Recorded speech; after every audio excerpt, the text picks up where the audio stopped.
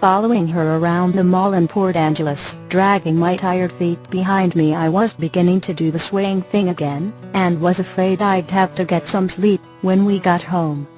At least an hour or so. I was walking with my hood up, and my head down, avoiding everyone in the vicinity, and silently thanking Alice for choosing the least busy day of the week for making me do this, when she stopped in front of a store, and let out a little squealing noise. I knew that sound well enough. It was the perfect coat, or the perfect halter top, or the perfect peep-toe heels. I looked up into the window, and saw it was actually the perfect skirt. So I sat in the dressing room with her, happy at least for the isolation, when she came out of the stall, and asked me the question I had been waiting for all day. "Which color looks best, Bella?" she asked, wearing the short, trampy pleated skirt, and holding two identical style sweaters out towards me to inspect. I automatically smirked when one was green. "Green. Definitely green," I answered smugly with a nod.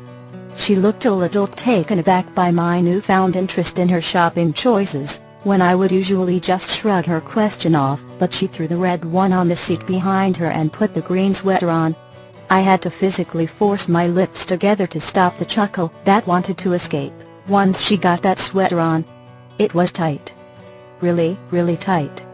And she had every bit of her beak-up cleavage carefully mashed, coming out the top of the deep V-neck. I was sure the look on Jasper's face when he caught one look at that would be priceless. Pleased with her choices, she added some green tights to go along with the sweater, which just made me smile more.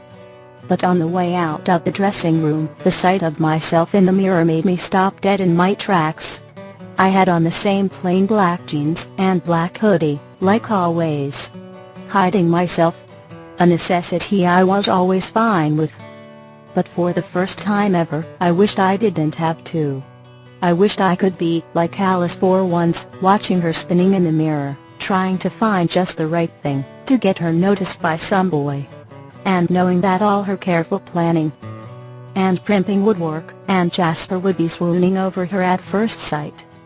The familiar bitterness at the fact it could never be me seeped into my mood, alongside an unfamiliar jealousy of Alice for being able to behave like a normal teenage girl. My bitter mood hadn't lessened much by the time I found myself below Edward's balcony that night.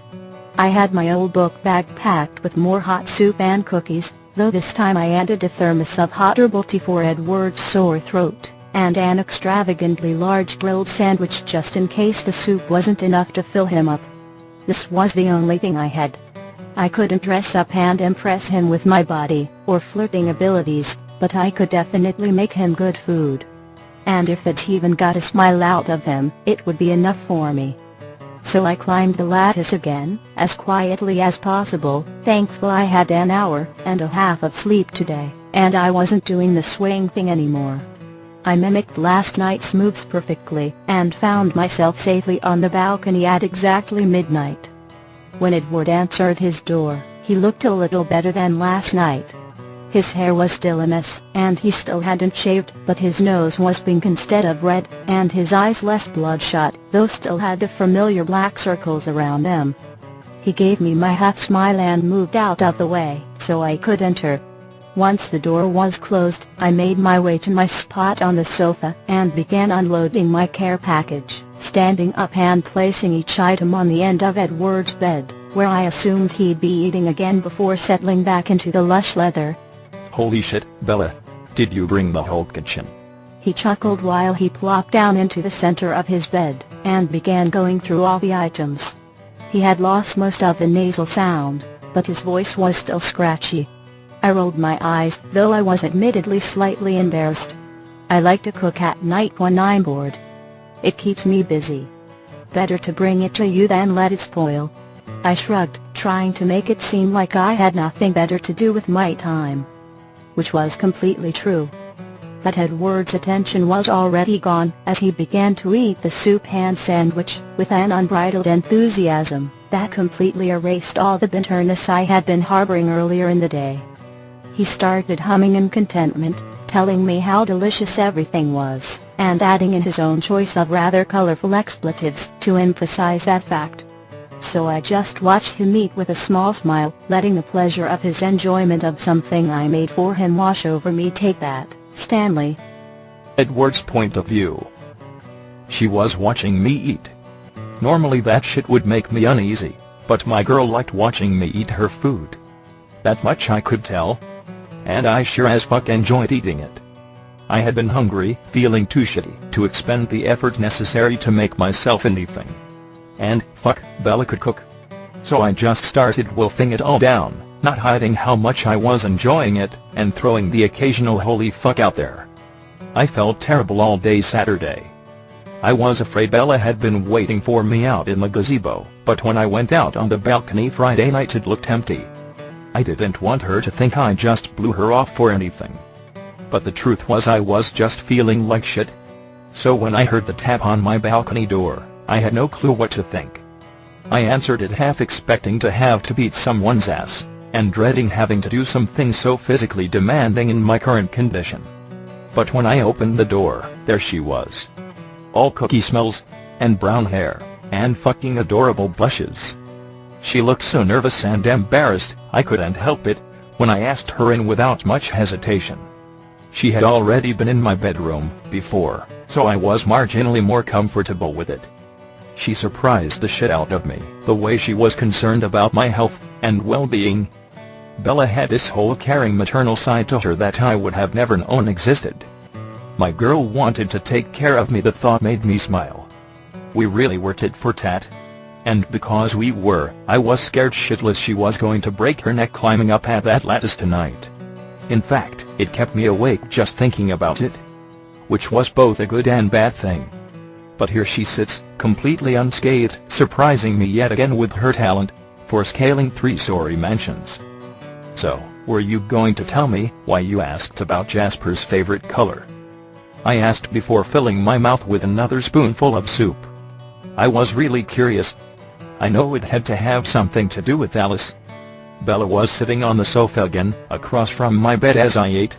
If you're going to school tomorrow, you'll see. She smirked conspiratorially. I got the feeling she wasn't going to explain any further, so I figured I'd let it drop and wait patiently. I nodded, indicating I was going to school tomorrow. I wasn't feeling completely up to it, but staying in this house all day was boring as fuck. Once I was done with my midnight meal, I felt fully satiated, and the herbal tea soothed my throat more than I'd expected. We settled into easy conversation after that, much like we did last night. My room was more comfortable than the gazebo. It was also warmer, and drier, and bright enough for me to sketch while I was talking, which I was hoping wasn't rude of me. If it was, she never made any acknowledgement of it.